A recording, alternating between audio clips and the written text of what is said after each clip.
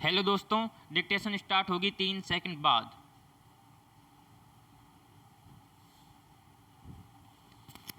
Start. भारतीय अर्थव्यवस्था की दशा को लेकर रिजर्व बैंक ने जो तस्वीर पेश की है वह चिंताजनक है। केंद्रीय बैंक यह बता पाने की स्थिति में अभी नहीं है कि हालात सामान्य कब तक होंगे। रिजर्व बैंक ने अपनी सालाना रिपोर्ट में साफ कहा है कि अर्थव्यवस्था पर दूसरी लहर का असर लंबे समय तक बना रहेगा। यानी पिछले सवा साल में महामारी की मार से पैदा हालात भी रिजर्व बैंक की आशंकाओं की पुष्टि कर रहे हैं। जाहिर है देश अर्थव्यवस्था के मोर्चे पर अनिश्चितता के भंवर में है। इससे बाहर आना कम बड़ी चुनौती नहीं है। रिजर्व बैंक ने अभी इस बात को माना है। देशी विदेशी रेटिंग एजेंसियों, अंतर्राष्ट्रीय मुद्रा कोष और विश्व बैंक तक ने भारत को लेकर आर्थिक वृद्धि के अपने अनुमान कम कर दिए हैं। यह अलग बात है कि सरकार लगातार दावे कर रही है कि अर्थव्यवस्था की बुनियाद मजबूत है, कहती रही है कि संकट तात्कालिक हैं और जल्दी ही भारत अच्छी वृद्धि दर हासिल करने की स्थिति में आ जाएगा। पर बड़ा सवाल है कि यह होगा कैसे। पैराग्राफ। पिछले 14 महीनों में देश दूसरी बार पूर्णबंदी जैसे हालात झेल रहा है।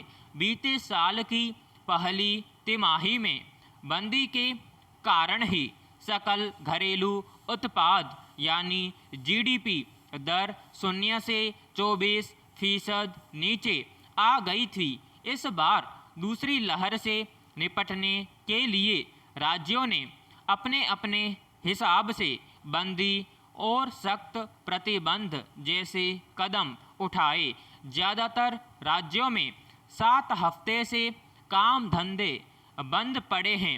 ऐसे में इस साल भी अर्थव्यवस्था की हालत क्या रहेगी, इसका अनुमान सहज ही लगाया जा सकता है। पिछले साल छोटे और मझोले उद्योगों के साथ बिजली, सीमेंट, कोयला खनन, उर्वरक, तेल और प्राकृतिक गैस व विनिर्माण जैसे प्रमुख क्षेत्रों का बाजा बज गया था। लेकिन इस बार दूसरी लहर के कारण छोटे और मझोले उद्योग क्षेत्र पर फिर से भारी मार पड़ी। गौरतलब है कि देश में 6 करोड़ 35 लाख MSME है। विनिर्माण उत्पादन में इनका हिस्सा 45% है। करीब 12 करोड़ लोगों का रोजगार इनसे जुड़ा है। ज़्यादातर उद्योग पिछले साल की मार से ही नहीं उबर पाए हैं। हालांकि रिजर्व बैंक इन उद्योगों को बिना किसी अड़चन के कर्ज मुहैया कराने के लिए व्यावसायिक बैंकों पर लंबे समय से दबाव बना रहा है। कई रियायतों की घोषणाएं भी की हैं, लेकिन ये सब फलीभूत नहीं हो पा रही हैं।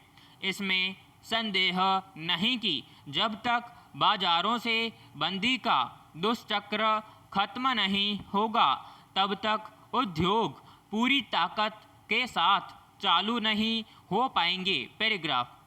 अर्थव्यवस्था में जान फूंकने के लिए बेशक रिजर्व बैंक की कोशिशों में कमी नहीं है।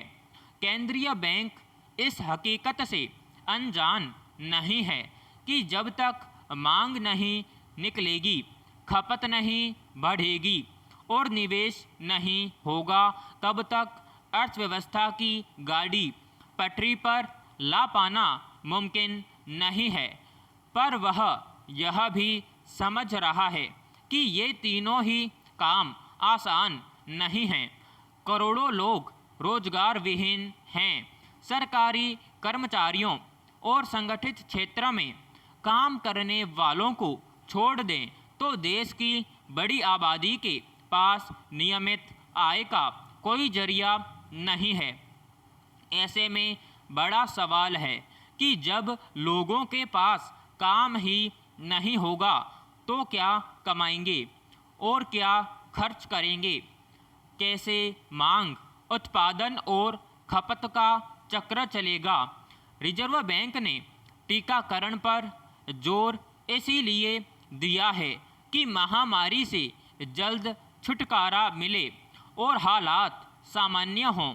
लेकिन भारत में टीकाकरण की स्थिति किसी से छिपी नहीं है। यह सही है कि जान है तो जहान है, लेकिन अब दोनों को समान रूप से बचाने की चुनौती है। पैराग्राफ। जिस दौर में दुनिया के तमाम देशों सहित भारत में कोरोना विषाणु का संक्रमण और उसके खतरे एक जटिल चुनौती बन चुके हैं, उसमें मुंबई का धारावी इस संकट से कामयाब लड़ाई का आदर्श बनकर सामने आया है। यूँ पिछले साल कोरोना के कहर के दौरान भी सबके लिए यह चौंकाने वाला मामला था कि झुग्गी बस्तियों की घनी रिहाइश वाले इलाके धारावी में स्थितियाँ कैसे नियंत्रण में रहीं। इस साल जब कोरोना की दूसरी लहर की मार से समूचा देश तबाह है, हर रोज़ संक्रमितों और मरने वालों की तादाद देश सहित समूची दुनिया के लिए चिंता का मामला बना हुआ है। धारावी ने एक बार फिर यह साबित किया है कि अगर सुचिंतित तरीके से हौसले के साथ हालात का सामना किया जाए तो सबसे मुश्किल चुनौती से भी पार पाया जा सकता है। अंदाज़ा इससे लगाया जा सकता है कि अप्रैल में जहां एक दिन में धारावी में कोविड-19 के मामले करीब 100 तक पहुंच गए थे, वहीं अब पिछले कुछ दिनों से वहां संक्रमण के महज 5 या इससे भी कम नए मामले सामने आ रहे हैं, जबकि मुंबई में यह आंकड़ा अब भी रोज़ हजारों में है। इसके अलावा इलाज करा रहे मरीजों की संख्या घटकर 50 हो गई है। पैराग्राफ। हालांकि धारावी के बारे में आया ताज़ा आकलन कोई अचानक पैदा हुई परिस्थिति का नतीजा नहीं है। इससे पहले जब कोरोना विषाणु शुरुआती दौर में ही देश भर में कहर बरपा रहा था, तब भी धारावी के निवासियों ने इस महामारी से निपटने के मामले में एक शानदार मिसाल सामने रखी थी। मुंबई में काफ़ी दूर तक फैला और भीड़ भाड़ वाला झुग्गियों का यह कस्बा देश के उन इलाकों में शामिल था जिन पर पिछले साल कोविड-19 का बहुत ज़्यादा कहर बरपा था। लेकिन आज अगर चुनौतियों के बीच धारावी पर सबकी नज़र है तो इसकी वजहें रही हैं। बृहन मुंबई महानगर पालिका के अधिकारियों का कहना है कि धारावी मॉडल और टीकाकरण अभियान ने इलाके में दूसरी लहर को कामयाबी के साथ रोकने में मदद की। सही है कि टीकाकरण का इसमें एक अहम योगदान रहा, लेकिन इस इलाके के लोगों और प्रशासन ने इस महामारी का सामना करने के लिए जिस स्वरूप में लड़ाई की, उसने सबसे ज़्यादा बड़ी भूमिका निभाई। यही वजह है कि आज उस स्वरूप को धारावी मॉडल के नाम से जाना जाने लगा है।